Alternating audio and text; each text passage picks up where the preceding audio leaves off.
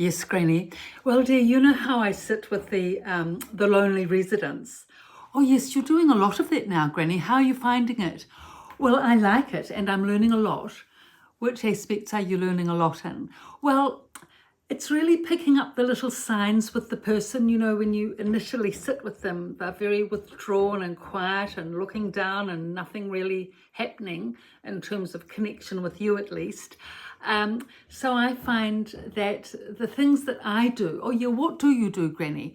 Well, I just be myself, really. I just chat away, maybe not as fast as what I am with you. I do try and slow my pace down a bit, and I just, talk about the weather or the staff or, what's happening in the unit, in the lounge, and just to warm them up. But what I find, or, to make them feel relaxed, but what I find is that if they start to lift their eyes and look at you, then you have some engagement and some chance of some connection.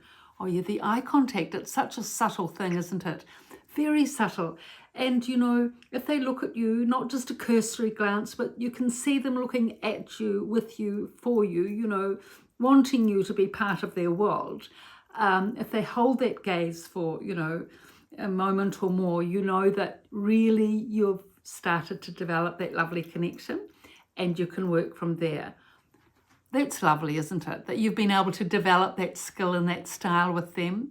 Yes, well, I have developed it. I wasn't aware of these techniques, these subtle skills before, but I practice them more and more now, and it slows me down as well, actually, because I tend to get a bit, worked up, fired up.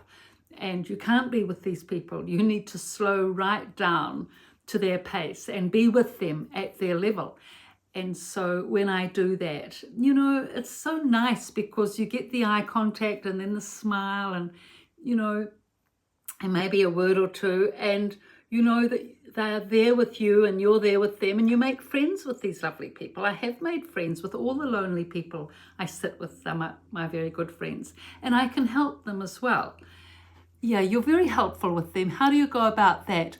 Well, I just go about quietly asking them questions, once they are relaxed enough to speak. They don't need to speak verbally, but they can just nod their head. I just say, well, would you like a glass of water?